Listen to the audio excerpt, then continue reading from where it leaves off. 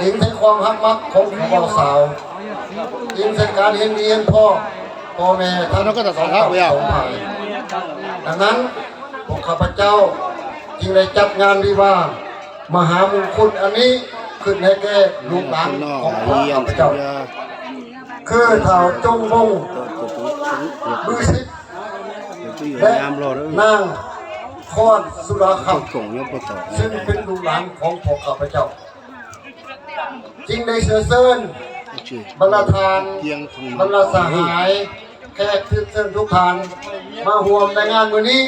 เพื่อเป็นสักขีพยานให้รับรู้ว่าทั้งสองได้สละความเป็นโสดมาสร้างชีวิตครอบครัวนำกันถูกต้องตามหีบของประเพณีและระเบียบกฎหมายของบ้านเมืองนับแต่วันนี้เป็นต้นไป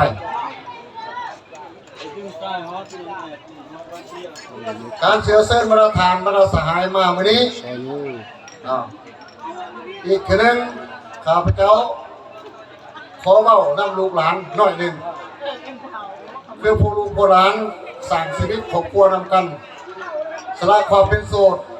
มาสร้างชีวิตครอบครัวนำกันนับติมีเป็นต้นไปจะสั่นพวกลูกพวกหลานทั้งสองจะลองแต่อดทนผ่านพาทุกอย่างเพื่อสร้างชีวิตครอบครัวให้มีความอุดมสมบูรณ์มั่งคั่งเข้มแข็งในอนาคตข้างหน้าผัวก็ต้องให้เกียรติเมียก็ต้องให้เกียรติผัวมีอย่างผิดพลาดก็ต้องปรึกษาหารือตำหนิก็สร้างช่วยเหลือซึ่งกันและกันพร้อมกันมีความสามัคคีฮักแท้ในอนาคตต่อหน้าแต่อีกทีนึงแล้วก็ได้ฮักพ่อฮักแม่สองกับสองพายมีหลายพ่อหลายแม่จังสั่งตรงไหนฮักพี่ฮักน้องฮักพ่อฮักแม่ทั้งสองกับสองพายดังนั้นที่ในเสือเส้นบรรดาสหายมาวันนี้แน่นอนการต้อนรับจับโจมของทั้งเจ้าภาพสองกับสองพายอันใดขาดตรงบกพร่องโดยเฉพาะการกินการดื่มผมเพียงผมพ่อขาดตรงบกพร่องประการใดขอโทษขออภัยนำกระทำทุกท่านณโอกาสนี้ข้าพเจ้าขอแสดงความขอบอกขอบใจนำบรรดาทานที่สละเวลามีค่ามาร่วมในงานวันนี้ขอให้บรรดาทานจงมีความแข็งแรงมีพลังสมบูรณ์ประสบผลสำเร็จหน้าที่การงานของพวกท่านและอีกทีหนึ่งขออวยใส่พรครูบ่าวสาวครูสั่งของครูใหม่จงมีความแข็งแรงประสบผลสำเร็จหน้าที่ในการสร้างชีวิตของครูใหม่และขออวยใส่พรเจ้าภาพทั้งสองฝั่งสองฝ่ายจงมีความแข็งแรงมีพลังสมบูรณ์ประสบผลสำเร็จหน้าที่และอีกทีหนึ่งขอให้ใส่พรให้ประธานแค่ถึงเส้นทุกทางตลอดถึงญาติพี่น้องเพื่อนมิตรสหายที่มาร่วมในงานวันนี้ขอให้มีสุขภาพแข็งแรงอายุมั่นขวัญยืนและภายหลังรับประทานอาหารแล้วจะปลอดเลือดตาด้วยพี่น้องเด้ออยู่ห่วงมวลซึ้งละมงสามัคคีน้ำเจ้าภาพของกับสองฝ่ายจนถึงเวลาสมควรจะควรเลิกลากันต่อไปครับเจ้าขอเยี่ยมเซินประธานรับประทานอาหารเที่ยงเพื่อเป็นการอบอุ่นและสร้างความสามัคคีแห่งกับผู้สร้างครอบครัวใหม่ขอไปเยี่ยมเซินยกสามัคคีเซินขอบ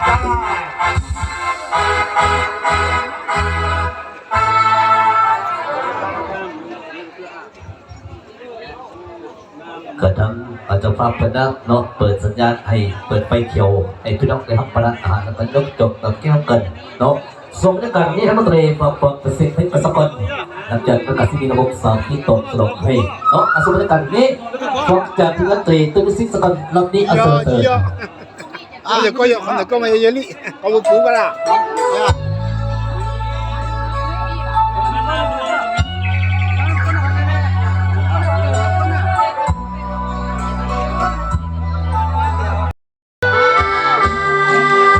เป็นสาวก่อนถึงข้าวที่จะแต่งงานของหากันมาตั้งนานสร้างบ้านกันตั้งหลายปีจึงตัดสินใจแบ่งกันไปตามประเพณีเขาขออวยพรเต็มที่วิวาห์อย่าได้หมดหมองเจ้าพี่มีคำติด บินลาชีวิตหลังการแต่งงานยกสุขสันต์ด้วยกันทั้งสองขอให้เรื่องลิ้น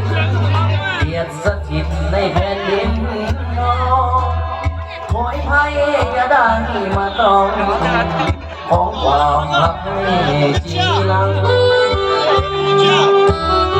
หัวทำตัวเหมือนสามเท่านาอยากผู้ตามมาส่งดังว่าเป็นสามเท่าลังสวยกันทำมาทำเป็นหินเป็นทางสองเนี่ยคิดเจอแม่มียังค่อยๆว่าโอกาสขอให้ทั้งสองปิดท้องเพชรเดียวเลยไปท้องหาด้วยความแจ่มใส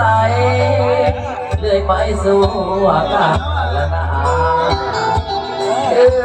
เท่ายอดทองตะบองโยนเป็นด้วยกันรักเดียวใจเดียวเท่านั้นสวรรค์จึงเมตตาปาณีบุเบนเจอกันมาจะโดนแล้วมั้ยฮะเจอกัน2 ปีเจอกันข้างเจอกันกระเทือนนี่ไหนก็สมคือขี้ดื้อจะหมอนี่ฮะเจอกันจังเจอกันจักเทือนนี่เอาแบบติดใจก็ค่อยนี่ข้าวเมียมันข้าเจอผู้สาวนี่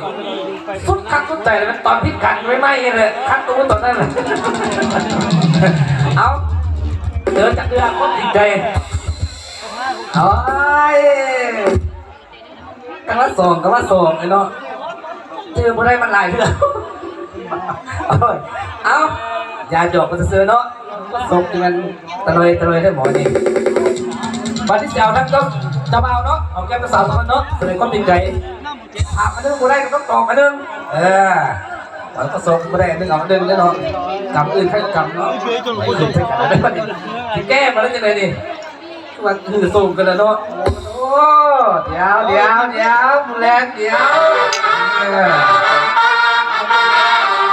ถ้าคุณสาวเป็นเจ้าของแก้มจะมาเด้อเป็นเจ้าสาวเด้อเดี๋ยวอาจารย์ก่อนพัฒนาการทำการผลิตนี่กสิกรรมส่วนตัวนี่มิดได้ไม่ได้ว่าสิเซลได้เนาะคานตัวก้อยไว้พอทำไม่ทำไอ้ฉันลงขึ้นเก่าแล้วก็มันตกใจเนาะเอาสั่งภาพคนนี้บนว่าสั่งภาพคนนี้เอามาถ่ายรูปคนเดียวกำลังเขาขึ้นได้บางแก้ววาวนี่ได้ดิไม่ท่าแต่เนาะเอา1โอ้บอกว่าจะให้จับใส่กับพวกที่บอกโอ้เฮ็ดเองเต้เฮ้ยเนาะ2 ปีเริ่มมาจากป่านนี้กูเป็นตาให้ตามองที่บอกป่านนี้โอ้ย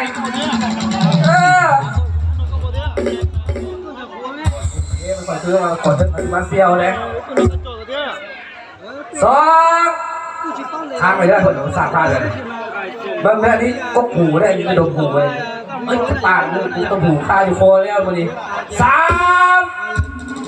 เดี๋ยวไป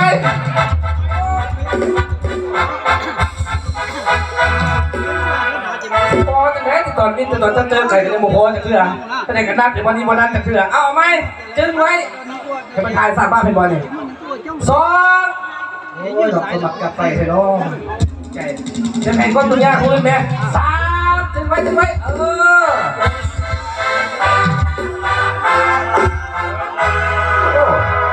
ส่งกันแตกก็ได้เลยเดี๋ยวเห็นปะนี่แหละคนมันหลายแล้วยาแล้วเนาะคนแม่ที่เอาทั้งเจ้าสาวได้มันจะเห็นบอลแตกแล้วเล่นส่งฟิปมั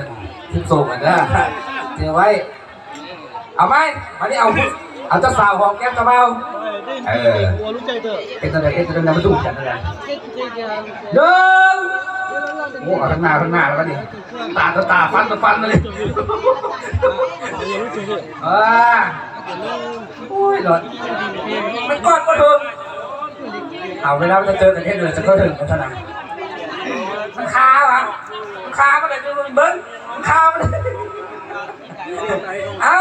เดินตัวแดงกัดเลย ว่าเจี๊ยบ โอ้ยจะไปโยนหัวแม่เนาะตัดไปกูได้เพื่อนแล้วจะเห็นเนาะค่อยเห็นแรกจะโดนแล้วนี่สองสามนี่กระเด็นมาที่แรกจะโดนเลยมันซิกมันแตกมันเอาเซิร์ฟไปน้ำทุกทางเนาะจะโดดโค้งบนสนาม3 กิโลเมตรต่อปฐมฤกษ์อันตราย3 ฟอนเอาเซิร์ฟ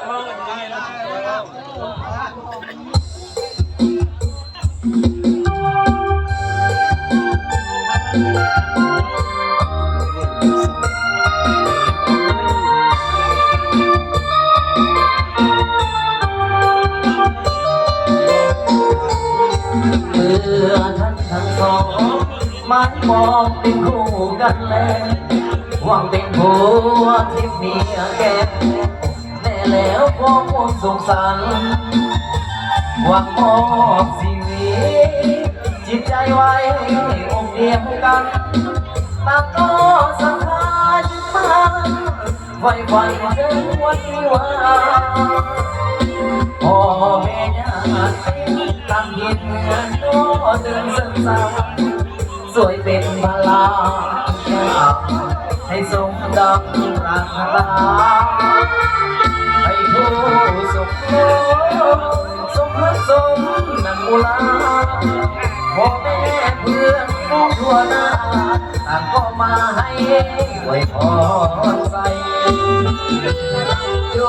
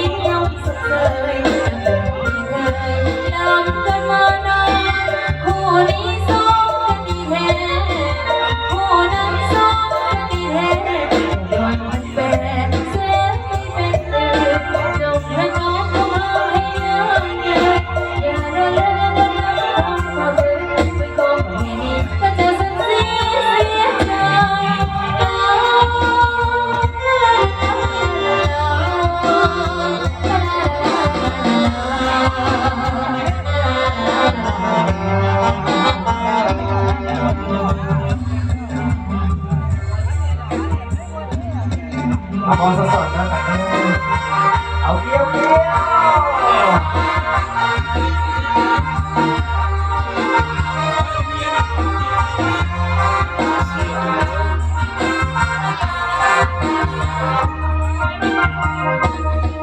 เวียนจันทร์เมื่อคนยิน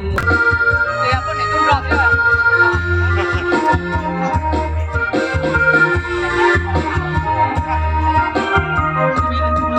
เวียงจันทร์เมืองคนนิ่มงามดวงใจฝันไว้สิ้นหาดินแดนแห่งความสวยงามสมนามเมืองเอกของลาเลิศเด่นบุหาสถาน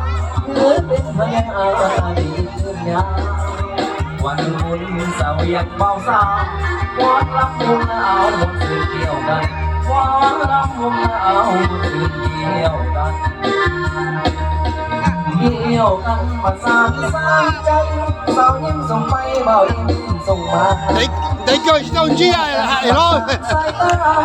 เบายิ้มส่งมาสาวยิ้มส่งให้ Chà lô là ส่งสัญญาณความหมายยิ้ม Chọn là ใจให้เห็นน้ำใจไม่มีสาวนี้ให้เห็นน้ำใจไม่มี สาวี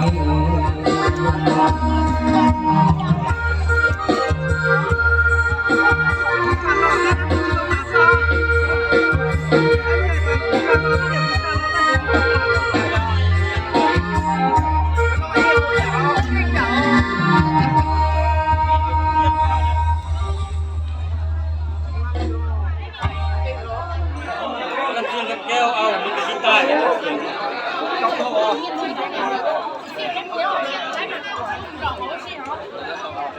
เปิดเวินสู้เพิ่นเห็นบ้านเฮามวนแห่ละลาแค่เป็นแห่น้ำฟ้ากิน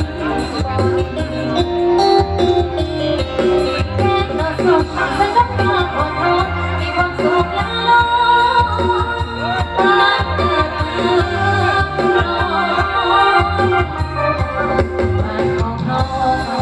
ให้ลายยังเขาไม่เกียดให้เฮามัวปีใหม่ไปหาเล่นพัดสองได้11 น้ำล้อ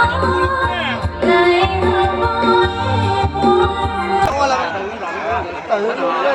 โอ้สิได้ใหม่จะได้ดิเอาจบมาตั้งข้างหน้าก็งับไปแล้วเนาะโอ้ผมบอกคุยเนาะคนคนผมมักกินประเดงแต่ยังมาซื้อหน้าเขาเลยที่บอกทำอย่างนั้น